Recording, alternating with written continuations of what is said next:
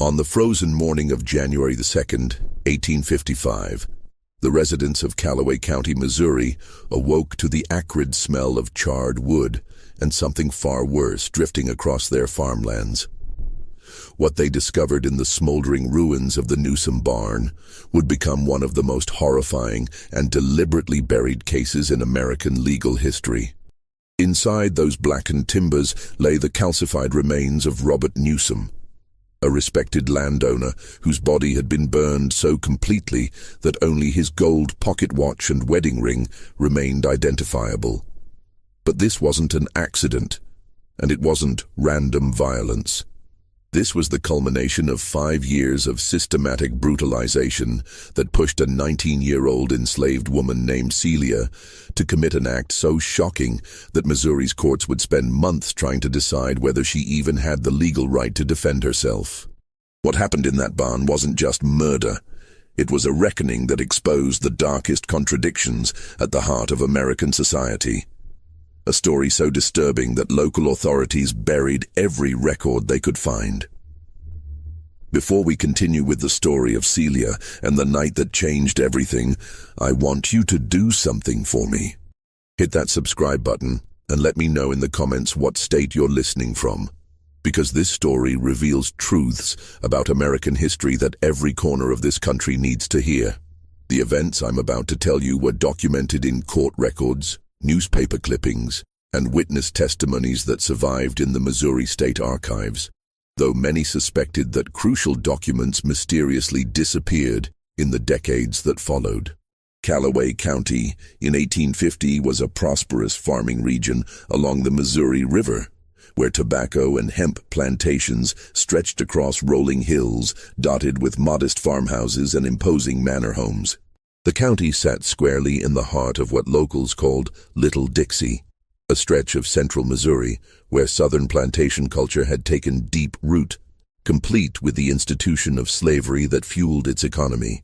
Nearly 40% of the county's population lived in bondage, working the fields and serving in the houses of families who'd migrated from Virginia, Kentucky, and Tennessee, seeking cheaper land and greater opportunity.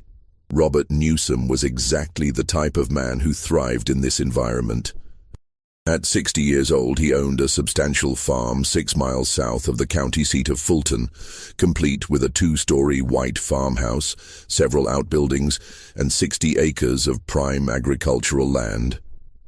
Neighbors respected him as a hard-working widower who'd raised 2 daughters, Virginia and Mary, after his wife's death in 1849. His farm produced enough tobacco and corn to maintain a comfortable lifestyle, and he owned 5 enslaved people who handled the bulk of the manual labor. What made Newsom different from many slaveholders wasn't his wealth. His holdings were modest by plantation standards, but his reputation for absolute control. Neighbors would later testify that his farm ran with military precision, that his enslaved workers moved with the careful efficiency of people who understood the consequences of disappointing their master. The local Methodist congregation knew him as a regular churchgoer who donated generously to missionary work, though some noted that he attended services alone, leaving his household behind on the farm. In June of 1850, Newsom made a purchase that would seal both his fate and that of a 14-year-old girl whose name would echo through Missouri's legal system for decades. At the Audrain County Courthouse, he paid $800 in gold coin for Celia, described in the bill of sale as a Negro girl of good health and breeding potential. The seller, William Grayson, had owned Celia since birth on his eastern Missouri farm, but financial difficulties forced him to liquidate his human property. Court records show that Grayson specifically marketed Celia as suitable for household work and breeding, a euphemism that carried horrifying implications in the slave markets of the antebellum South. Celia's journey from the Grayson farm to Newsom's property covered less than 50 miles, but it represented a passage into a hell that would consume the next 5 years of her life. She was a tall girl for her age, with what witnesses described as intelligent eyes and a quiet manner that suggested education beyond her station. Former enslaved people who knew her would later recall that she could read simple words and had learned basic arithmetic, skills that were not only unusual but technically illegal for enslaved people in Missouri. The Newsom farm where Celia arrived that summer was a world unto itself, isolated enough that screams wouldn't carry to neighboring properties, yet close enough to town that Robert maintained his reputation as a pillar of the community. The main house sat on a small rise, looking down on slave quarters that consisted of a single log cabin with a dirt floor and no windows. Behind the house stood the barn that would later become the scene of the most shocking crime in Callaway County history. A sturdy structure built from local timber with thick walls that muffled sound and a loft where feed was stored during winter months. From the moment Celia set foot on Newsom's land, neighbors later testified, something felt different about the farm's atmosphere. The other enslaved workers, Ben, a man in his 30s, Coffee, a woman of middle age, Patsy, Coffee's teenage daughter, and young Joe, barely 10 years old, moved with a tension that went beyond the usual wariness of enslaved people.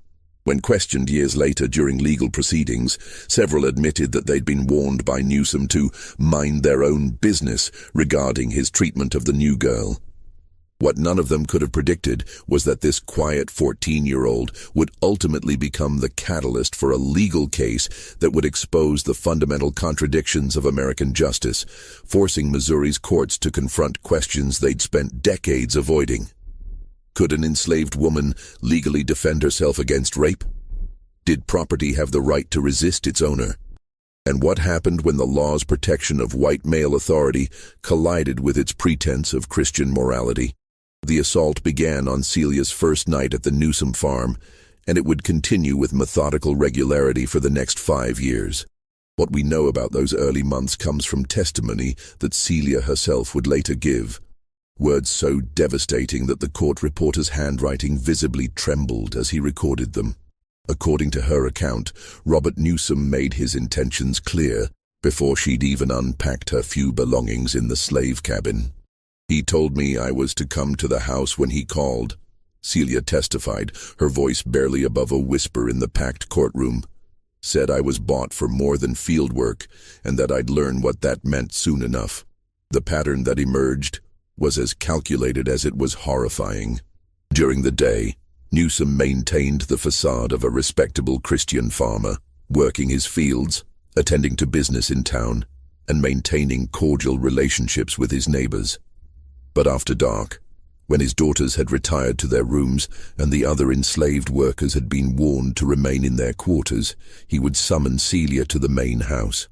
The physical evidence of these assaults mounted over the months and years that followed.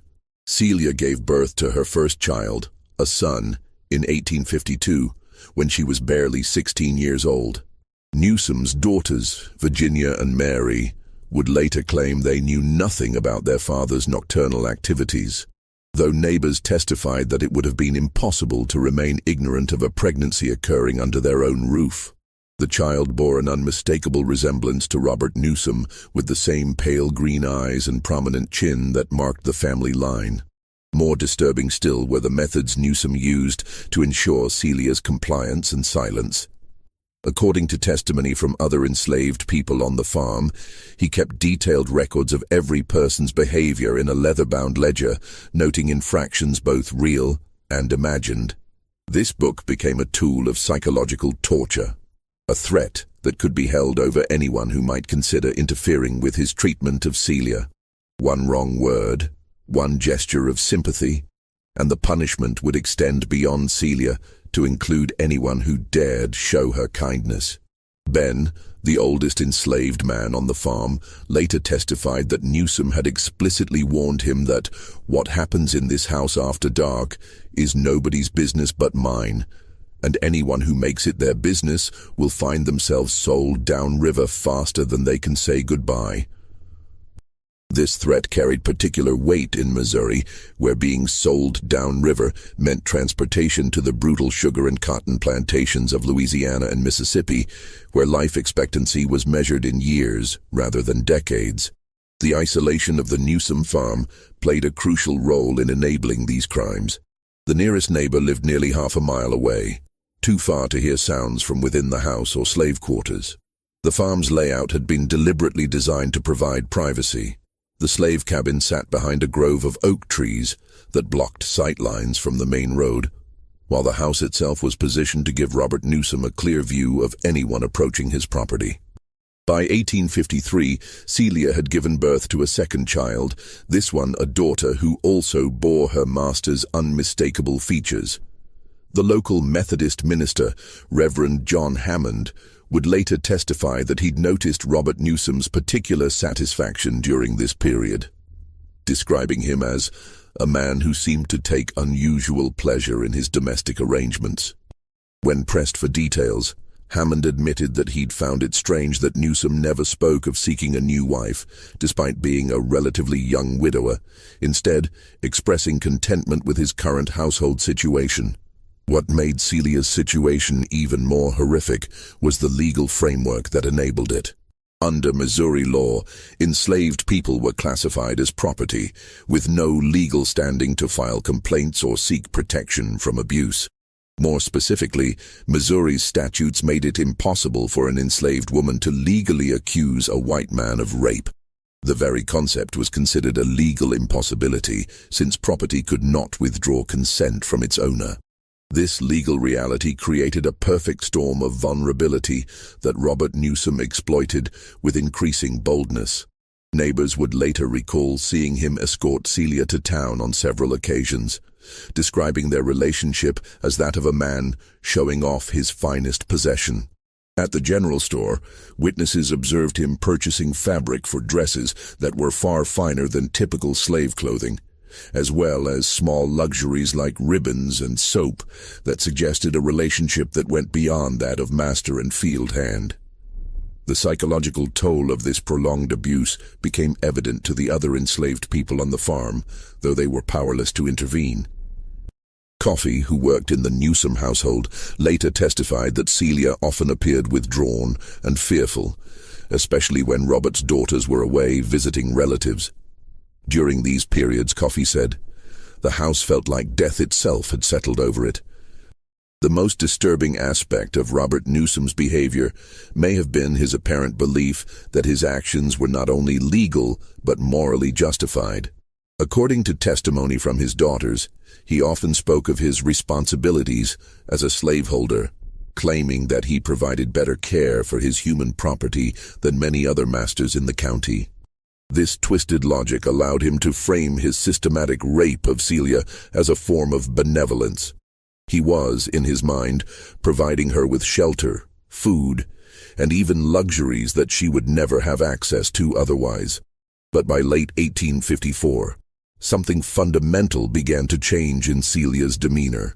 Several witnesses would later testify that she seemed to be gathering courage, speaking more directly to other enslaved people on the farm and asking pointed questions about legal matters that no enslaved person was supposed to understand. Coffey recalled one conversation in particular, where Celia asked whether a person could be held responsible for protecting themselves if the law wouldn't protect them. These questions would prove to be more than idle curiosity. As 1854 drew to a close, Celia was pregnant with her third child, and according to later testimony, she had reached a breaking point that would transform her from victim to perpetrator of one of the most shocking crimes in Missouri history. The winter of 1854 brought an unusual coldness to Callaway County, with temperatures dropping below zero for weeks at a time and snow piling so high that many farms became completely isolated from their neighbors. This harsh weather created the perfect conditions for the events that would unfold on New Year's night, providing cover for both the crime itself and the desperate attempt to conceal its aftermath. During this period, Celia's behavior underwent a transformation that didn't go unnoticed by the other people living on the Newsom farm. Ben later testified that she had begun asking strange questions about fire, how quickly different materials burned, whether buildings could collapse from heat, and what happened to bones when exposed to extreme temperatures. At the time, he assumed these questions stemmed from her responsibilities for maintaining the household fires during the bitter winter months. More ominously, Coffee reported that Celia had begun collecting small objects around the farm, pieces of rope, metal implements, and what appeared to be combustible materials like dried hay and pine pitch. When questioned about these items, Celia claimed she was preparing for emergency situations in case the family became snowed in without adequate supplies. Given the severity of the weather, this explanation seemed reasonable enough that no one pressed her for details. What we now know, based on evidence that emerged during the subsequent trial, was that Celia had spent months developing a plan that was as methodical as it was desperate. Court documents reveal that she had somehow gained access to legal texts, possibly borrowed from Newsom's own library, and had begun to understand the hopelessness of her situation under Missouri law. If she couldn't seek legal protection from her master's abuse, she would have to create her own form of justice. The catalyst for Celia's final decision came in late December when Robert Newsom announced that his daughters would be spending the New Year holiday with relatives in Jefferson City, leaving the farm under his sole supervision for nearly a week. For Celia, who was now visibly pregnant with her third child, this news carried terrifying implications. Previous experience had taught her that periods when the daughters were absent invariably meant intensified abuse, as Newsom felt free to act without even the minimal constraint of having his adult children nearby. On December 30th, 1854, Celia made what would later be described as her first direct attempt at resistance. According to her own testimony, she approached Robert Newsom and explicitly asked him to cease his nocturnal visits, citing her pregnancy and her deteriorating health. This conversation, which took place in the kitchen of the main house while Coffee worked nearby, represented a profound break with the established power dynamics of the farm. Newsom's response was swift and brutal. Coffee later testified that she heard raised voices, followed by the sound of a physical altercation. When she entered the kitchen, she found Celia on the floor with a bleeding lip and Robert Newsom standing over her, his face flushed with rage. "You don't make demands in my house," Coffee heard him say. "You'll do as you're told, when you're told, or you'll learn what real punishment looks like." That evening, as the temperature plummeted toward zero, Robert Newsom made good on his threat. According to Celia's later testimony, he summoned her to his bedroom with unprecedented violence, making it clear that her pregnancy would not protect her from his desires. The assault that followed was, by Celia's account, the most brutal she had endured in 5 years of systematic abuse. But something had changed in Celia during those winter months of planning. Rather than submitting to despair, as she had so many times before, she made a decision that would alter the course of her life and create one of the most controversial legal cases in American history. On the evening of December 31st, 1854, as Robert Newsom prepared for what he assumed would be another night of unchallenged domination, Celia was making final preparations for an act of resistance that would send shockwaves through Missouri's legal system. New Year's Eve of 1854 arrived with a bitter wind that howled through the bare trees surrounding the Newsom farm, creating an atmosphere of isolation that seemed to press down on the small collection of buildings like a physical weight. The temperature had dropped to nearly 20 degrees below zero, cold enough that the windows of the main house were covered with thick frost that obscured any view of the outside world. For Celia, who had spent weeks planning for this moment, the extreme weather provided both opportunity and cover for what she was about to attempt. During the day, Robert Newsom had followed his usual routine, tending to the livestock and checking on his stored tobacco crop, but his mood was notably agitated. Ben later testified that the master had been drinking more than usual. Not enough to incapacitate him, but sufficient to make his temper even more unpredictable than normal. Coffee observed that he kept checking the road for signs that his daughters might return early from their New Year's visit to Jefferson City, though the heavy snow made travel virtually impossible. As evening approached, Newsom's attention increasingly focused on Celia, who was performing her regular household duties with what appeared to be unusual calm. What he didn't notice, but what Coffee would later remember with chilling clarity, was that Celia had spent the afternoon making subtle preparations throughout the house and barn. She had repositioned certain pieces of firewood near the main hearth, adjusted the placement of oil lamps in ways that seemed insignificant, and made several trips to the barn carrying items that she claimed were related to evening livestock care. At approximately 8 o'clock, Robert Newsom dismissed the other enslaved people to their quarters, a routine that had played out hundreds of times over the previous 5 years. Ben, Coffee, Patsy, and young Joe made their way to the slave cabin, where they huddled around their own small fire and tried to ignore what they knew was about to unfold in the main house. The thick log walls of their quarters and the howling wind outside typically muffled whatever sounds emerged from Newsom's bedroom, creating a conspiracy of silence that had enabled his crimes for half a decade. But this night would be different. According to testimony that Coffee would later provide, the sounds from the main house followed an unusual pattern.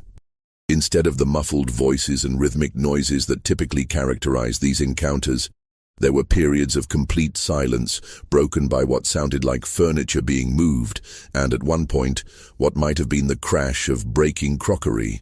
At approximately 10 o'clock, Coffee testified, she heard Robert Newsom's voice raised in what sounded like surprise rather than anger, a tone she had never heard from him during his nighttime sessions with Celia. This was followed by a period of silence that stretched for nearly an hour. Long enough that Coffee began to wonder whether something had gone wrong. The absence of sound was more disturbing than the usual noises of abuse, suggesting that whatever was happening in the main house had departed from its horrible routine.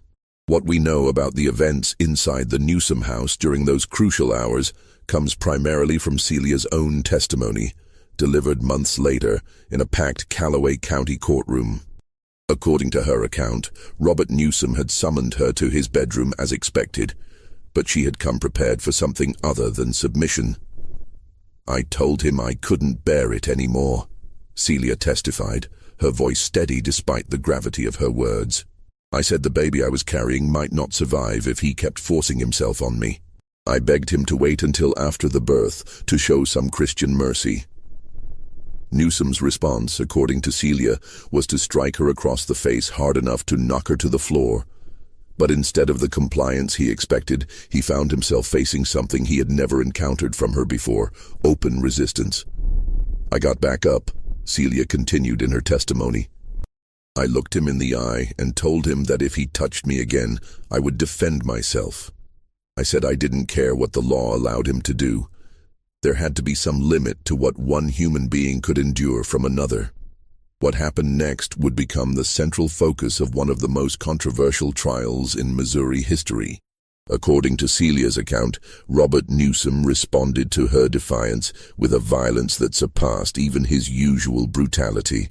He grabbed her by the throat and began to choke her, telling her that she would submit or he would kill her, and claim that she had died from complications of pregnancy. But Celia had prepared for this possibility.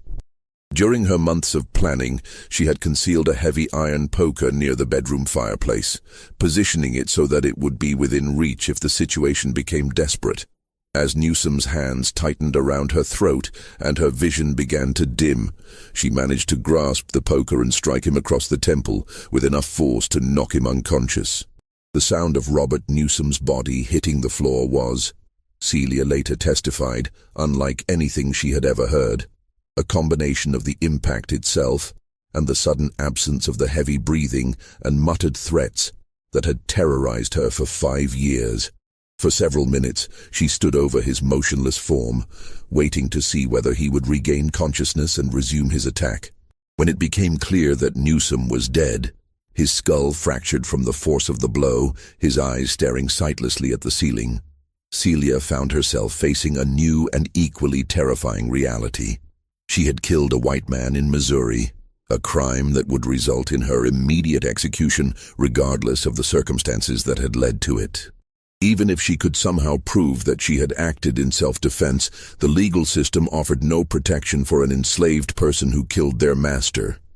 What happened next reveals the desperate intelligence that had enabled Celia to survive 5 years of systematic abuse. Rather than panicking or attempting to flee, both of which would have been futile in the middle of a Missouri winter, She began to methodically execute a plan that she had apparently been developing for weeks. The next phase of Celia's plan required a level of physical and emotional strength that seems almost superhuman given her condition. 6 months pregnant, injured from the struggle with Newsom, and working alone in sub-zero temperatures. Yet the evidence that emerged during her trial suggests that she executed each step with methodical precision, as if she had rehearsed these actions dozens of times in her mind. First, she needed to move Robert Newsom's body from his bedroom to a location where she could dispose of it completely. This task alone would have challenged a healthy man, much less a pregnant woman. But Celia had apparently anticipated this difficulty. Using bed sheets and rope that she had strategically positioned earlier in the evening, she managed to wrap Newsom's corpse and drag it down the stairs and out of the house toward the barn. The barn itself had been prepared for what was to come. During her afternoon trips, Celia had rearranged the stored hay and firewood to create what was essentially a funeral pyre, though she would never use that term in her later testimony. She had also gathered additional combustible materials: pine pitch, dried corn stalks, and even some of the fine fabric that Newsom had purchased for her dresses, anything that would burn hot and fast enough to consume evidence completely. Coffey's testimony provides the only witness account of the next few hours, though her view was limited to what she could observe from the slave quarters. She reported seeing unusual flickering lights in the barn sometime after midnight, far brighter and more active than the typical glow of a single lantern. More disturbing was the smell that began to drift across the farm around 2 in the morning. Not just wood smoke, but something organic and terrible that made her stomach turn. It smelled like when we butchered hogs in the fall, Coffey testified, but different somehow, sweeter and more sickening. The fire that Celia set in the barn burned with an intensity that was visible even through the thick frost on the slave quarters' windows. But this wasn't a random blaze. It was carefully controlled, designed to consume specific materials while leaving the barn structure intact enough to suggest an accidental fire.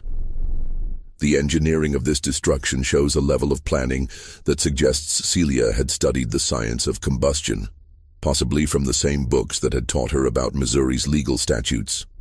By dawn on January 1, 1855, the fire had burned itself out, leaving what appeared to be the aftermath of a tragic accident. The interior of the barn had been gutted, with charred timbers and ash covering what had once been stored feed and equipment. To a casual observer, it might have looked like a fire had started accidentally, perhaps from a carelessly placed lantern or a spark from someone's pipe, and spread quickly through the dry materials. But Celia's plan required more than just destroying the evidence. She also needed to create a plausible explanation for Robert Newsom's absence. When the other enslaved people emerged from their quarters on New Year's morning, they found her in the kitchen of the main house, preparing breakfast as if it were any other day. When Ben asked about their master's whereabouts, Celia calmly explained that he had gone to town early to conduct business, despite the holiday and the severe weather. This explanation might have held for a few hours, but it quickly became untenable as neighbors began to notice signs that something was wrong.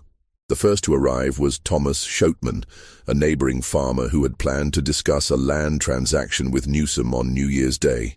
Finding no one in the main house except Celia, who insisted that her master was away on business, Schoutman became suspicious enough to examine the burned barn and question the other enslaved people. Ben's testimony later revealed the moment when Celia's carefully constructed story began to unravel. Under intense questioning from Schoutman, Ben admitted that he had not actually seen Robert Newsom leave the farm, and that the master's horse was still in its stall. More damaging still, Schoutman noticed that Newsom's heavy winter coat remained hanging on its hook in the main house. Hardly the attire someone would choose for a business trip in sub-zero weather. As more neighbors arrived throughout the day, drawn by news of the mysterious fire and their friend's unexplained absence, Celia found herself facing increasingly hostile interrogation. The white farmers of Callaway County were not easily fooled, and they began to piece together a timeline that made Celia's story impossible to maintain. The discovery that broke the case came when Schoutman and two other men decided to search the barn ruins more thoroughly. Hidden among the ash and debris, they found objects that no accidental fire should have produced. Fragments of human bone, teeth, and Robert Newsom's gold pocket watch, its face cracked but its inscription still readable. Just when we thought we'd seen it all, the horror in Callaway County intensifies. If this story is giving you chills, share this video with a friend who loves dark mysteries. Hit that like button to support our content, and don't forget to subscribe to never miss stories like this. Let's discover together what happens next. The confrontation that followed was swift and decisive. Faced with physical evidence of her master's death and unable to maintain her fiction any longer, Celia made a decision that would transform her from a cunning killer into something far more dangerous to the established order of Missouri society, a woman willing to tell the truth about what slavery actually meant for those who lived it. The moment of truth came at approximately 4 o'clock on the afternoon of January 2nd, 1855, as shadows grew long across the ash-covered floor of the Newsom barn. Thomas Schoutman held up the charred remains of Robert Newsom's pocket watch, its gold case blackened but still bearing the engraved inscription, R.N., Faithful Service to God and Country. The other men, farmers, businessmen, pillars of Callaway County society, stood in a silent circle around the evidence of murder and destruction. Celia, who had been brought to the barn under guard, showed none of the hysteria or collapse that the men expected from a woman caught in such circumstances. Instead, according to multiple witness accounts, she displayed what one observer described as an unsettling calm, as if she had prepared for this moment for years. When confronted directly with the evidence of her crime, Celia made a choice that stunned everyone present. Rather than denying her involvement or pleading for mercy, she looked each man in the eye and spoke words that would echo through Missouri's legal system for months to come. "Yes, I killed Robert Newsom," she said, her voice clear and unwavering. "I killed him because he had been raping me for 5 years, since I was 14 years old. I killed him because he told me he would continue to rape me until the day I died, and that my children would suffer the same fate. I killed him because the law gave me no other choice." The silence that followed this confession was profound. Here was an enslaved woman, not only admitting to killing her master, but doing so in language that challenged the fundamental assumptions of Missouri society. By using the word rape to describe her master's actions, Celia was asserting that an enslaved person could withdraw consent, a legal concept that Missouri law specifically rejected. Thomas Schoutman, who would later testify at her trial, reported that his first instinct was to strike Celia for her insolence, but something in her demeanor stopped him. This wasn't the behavior of a woman begging for forgiveness or claiming temporary insanity. This was someone who had made a calculated decision and was prepared to face the consequences. "She looked at us like we were the criminals," Schoutman testified, "like she was the judge and we were the ones on trial." The detailed account that Celia provided of Robert Newsom's crimes was devastating in its specificity. She described not only the systematic sexual abuse that had produced 2 children, but also the psychological torture that Newsom had used to ensure her compliance. She spoke of threats against the other enslaved people, of punishment that would extend to anyone who tried to help her, of a system designed to make resistance impossible. What made her testimony even more disturbing was the clinical precision with which she described the murder itself. She explained how she had studied Newsom's routines for months, learning when he was most vulnerable and how to position herself for maximum advantage. She detailed the construction of the funeral pyre, the temperature required to completely consume human remains, and the careful arrangement of evidence to suggest an accidental fire. "I spent every night for 4 months planning how to kill him," she told the horrified men. "I studied his books to learn about law, about fire, about what it would take to make him disappear completely. I wanted him to burn the way he made me burn inside." More damaging still, She provided details about Newsom's behavior that only someone with intimate knowledge could have known. The location of scars on his body, his habits and mannerisms, conversations that had taken place behind closed doors. She described how he would force her to address him as master, even during the most intimate violations. How he would quote scripture while assaulting her, and how he had begun planning to abuse her infant daughter once the child was old enough. But the most shocking aspect of Celia's confession wasn't what she revealed about Robert Newsom's crimes. It was her articulation of the legal philosophy that had driven her to murder. During her months of secret study, she had somehow gained an understanding of legal principles that challenged Missouri's slave codes at their foundation. "If I am property," she told her captors, "then I cannot be held responsible for crimes against my owner because property cannot commit crimes. But if I can be held responsible for murder, then I must be a person with the right to defend myself. You cannot have it both ways." Ooh. This logic was so dangerous to the established order that several of the men present reportedly urged immediate lynching rather than allowing Celia to repeat these arguments in a courtroom. The idea that an enslaved person could use legal reasoning to challenge the system that enslaved them was more threatening than simple violence. It suggested that the entire structure of Missouri society might be built on contradictions that could not withstand scrutiny. The moment that truly broke the composure of her captors came when Celia began to describe the network of people who had helped her. She spoke of free blacks in Jefferson City who had smuggled her legal documents, of a sympathetic clerk in the courthouse who had allowed her access to law books, and most shockingly, of several prominent white citizens who had known about Newsom's crimes and chosen to remain silent. "Judge Marshall knew," she said, naming a respected local magistrate. "He saw the bruises on my arms when I accompanied my master to town. Reverend Hammond knew. He saw my children and couldn't help but notice who they resembled. Dr. Breckenridge knew when he treated my broken ribs last spring. They all knew. And they all decided that Robert Newsom's reputation mattered more than my suffering." The decision to pursue a legal trial rather than extrajudicial execution was ultimately made by Judge William Hall, who had been summoned to the scene as word of the crime spread throughout the county. Hall, a Virginia-born jurist with deep roots in Missouri's slaveholding community, recognized that Celia's case posed questions that the legal system would eventually have to confront. Better to address them in a controlled courtroom setting than to allow them to fester in the community's collective conscience. But even as preparations began for what would become one of the most controversial trials in Missouri history, another layer of the mystery began to unfold. During the search of the Newsom property, investigators discovered evidence that Celia's education and legal knowledge hadn't emerged from nowhere. Hidden in the slave quarters, they found books, newspapers, and legal documents that no enslaved person should have possessed. Materials that suggested a network of support that extended far beyond the isolated farm. More disturbing still was the discovery of detailed journals in Celia's handwriting, documenting not only her own abuse, but that of other enslaved women throughout Callaway County.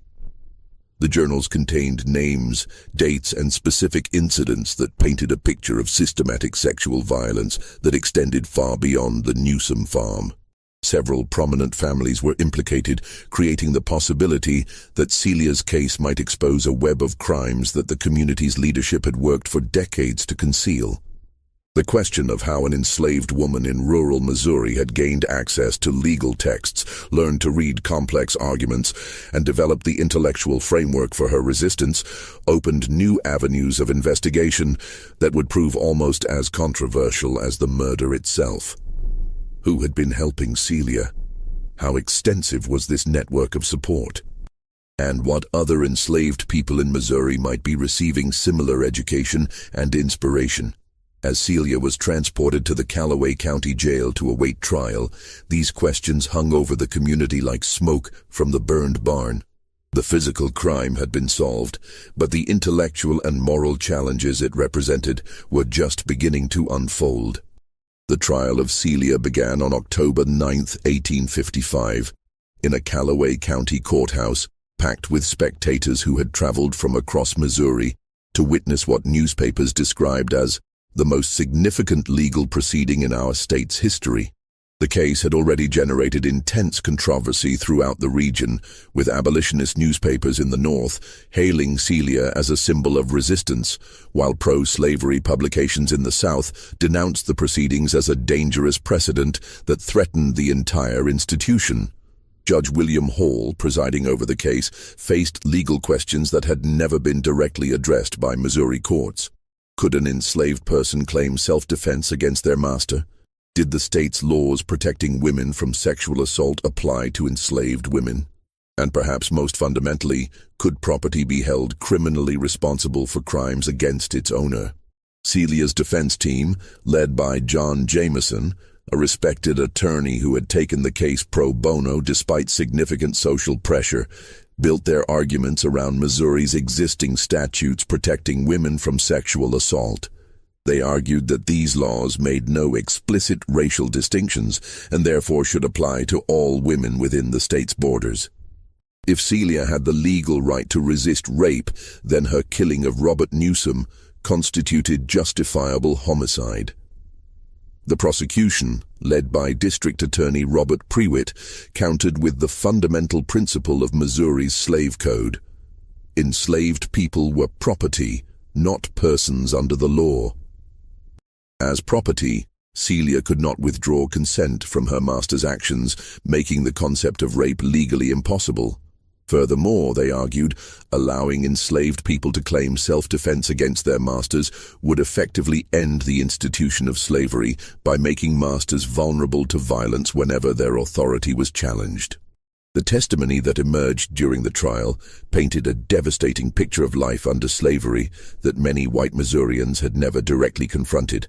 Coffey, Ben, and other witnesses provided detailed accounts of the systematic abuse that Celia had endured, describing a level of sexual violence that shocked even hardened observers. More importantly, they revealed the network of support that had enabled Celia's resistance, a loose alliance of enslaved people, free blacks, and sympathetic whites who had provided her with books, legal knowledge, and emotional support. This network proved to be more extensive than anyone had imagined. Testimony revealed that Celia had been in contact with members of the Underground Railroad, though she had never attempted to escape. Instead, she had used these connections to gain access to legal documents and to develop her understanding of Missouri law. Her decision to resist through violence rather than flight was, her attorneys argued, a direct result of her legal education. She understood that even if she reached free territory, her children would remain enslaved and vulnerable to the same abuse she had suffered. The most damaging testimony for the prosecution came from Dr. Marcus Breckenridge, the physician who had treated Celia's injuries over the years. Despite intense pressure to remain silent, Breckenridge admitted under oath that he had documented clear evidence of sexual assault and physical abuse during multiple examinations. His medical records, presented as evidence, included detailed descriptions of injuries consistent with rape and violent assault, some dating back to when Celia was only 15 years old. "I knew what I was seeing," Dr. Breckenridge testified, his voice barely audible in the packed courtroom. "But I also knew that speaking out would accomplish nothing except destroying my practice and endangering my family. The law provided no mechanism for protecting an enslaved woman from her master's abuse." Even more shocking was the testimony of Margaret Foster, a free black woman who had worked as a seamstress in Fulton and had maintained contact with Celia throughout her ordeal. Foster revealed that she had been documenting cases of sexual abuse against enslaved women for nearly a decade, creating a detailed record that implicated dozens of prominent families throughout central Missouri. "Celia wasn't unique," Foster testified. "She was just the first one brave enough to fight back. Every enslaved woman I knew lived with this terror. Every one of them knew that their bodies belonged to their masters in ways that went far beyond labor." Foster's testimony opened the door to revelations that sent shockwaves through Missouri society. The defense presented evidence that Robert Newsom had been part of an informal network of slaveholders who regularly shared and exchanged enslaved women for sexual purposes. Letters found in Newsom's personal effects described arrangements with neighboring farmers to borrow enslaved women for extended periods, often while their own wives were away visiting relatives. The prosecution's case began to unravel when they attempted to argue that Celia's actions were motivated by jealousy rather than self-defense. This line of reasoning backfired spectacularly when it became clear that it implicitly acknowledged a sexual relationship between Newsom and Celia, something that undermined their core argument that enslaved people could not be victims of sexual crimes. As the trial progressed, it became increasingly clear that the case had transcended its original boundaries. Newspaper correspondents from as far away as New York and Charleston packed the courthouse, sending daily dispatches that turned Celia's story into a national sensation. Prominent abolitionists began organizing rallies demanding her freedom, while pro-slavery politicians denounced the proceedings as an attack on Southern institutions. The jury's deliberation lasted for 3 days, an unusually long time that reflected the complexity of the legal and moral questions they faced. When they finally returned to the courtroom on October 19, 1855, the tension was palpable. Every person in the packed courthouse understood that their verdict would have implications far beyond Celia's individual fate. The foreman, Thomas Westbrook, a farmer and Methodist lay preacher, stood to deliver the verdict with visible emotion. "We find the defendant guilty of murder in the first degree," he announced, his voice breaking. "But we recommend mercy based on the extraordinary circumstances of this case." The guilty verdict was legally inevitable under Missouri law, but the jury's recommendation for mercy was unprecedented. In their written statement, submitted after the trial, the jurors acknowledged that they had been forced to convict Celia despite believing that her actions were morally justified. They called upon the governor to commute her sentence and urged the Missouri legislature to address the legal contradictions that had made their verdict necessary. Judge Hall, when pronouncing sentence, delivered what many historians consider one of the most remarkable judicial statements in American legal history. While bound by law to sentence Celia to death, he used his platform to condemn the system that had created the circumstances leading to Newsom's murder. This court has been compelled to apply laws that reduce human beings to property while simultaneously holding them accountable as persons when they resist their dehumanization, Hall stated. "This contradiction lies at the heart of our legal system and will, I predict, ultimately destroy the institution of slavery itself. Celia killed her master, and under our laws, she must die for that crime. But history will judge that the greater crime was the system that gave her no other choice." Celia's execution was scheduled for December 21, 1855, but she never lived to face the gallows. On November 23, aided by unknown accomplices, she escaped from the Callaway County Jail. Despite extensive searches and a substantial reward offered for her recapture, she was never found. Rumors persisted for decades that she had been spirited north by Underground Railroad operatives, while others claimed she had died attempting to cross the Missouri River in winter conditions. The truth of Celia's fate remains one of the enduring mysteries of American history. What is certain is that her case fundamentally changed the legal landscape of Missouri and contributed to the growing national debate over slavery. The trial transcripts were widely distributed by abolitionist organizations, and Celia's story became a powerful symbol of resistance that inspired other enslaved people throughout the South. The long-term consequences of the case extended far beyond Celia herself. Several of the prominent families implicated in Foster's testimony faced social ostracism and economic boycotts that forced them to leave Callaway County.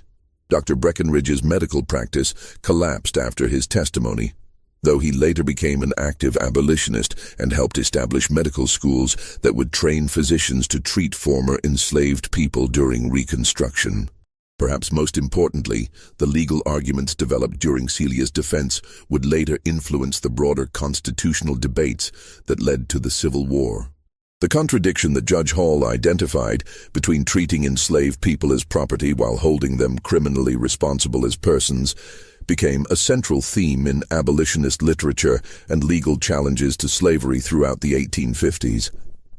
The Newsom farm itself was abandoned shortly after the trial, as no one was willing to purchase property associated with such notoriety. The burned barn was never rebuilt, and local residents reported that the site remained haunted by the memory of what had transpired there. By 1860, the entire property had returned to wilderness, with only the stone foundation of the main house marking the location where one woman's desperate resistance had challenged the foundations of American society. This mystery shows us that even within the most oppressive systems, human dignity finds ways to assert itself, often at terrible cost. Celia's story forces us to confront uncomfortable truths about American history while recognizing the extraordinary courage of those who resisted injustice when the law offered no protection. What do you think of this story? Do you believe Celia's actions were justified given the circumstances she faced? Leave your comment below and let me know your thoughts. If you found this tale compelling and want to explore more hidden stories from American history, subscribe to our channel, hit the notification bell, and share this video with someone who appreciates the complex realities of our past. These stories need to be told, and together we can ensure they're never forgotten. I'll see you in the next video, where we'll uncover another chapter of history that they tried to bury.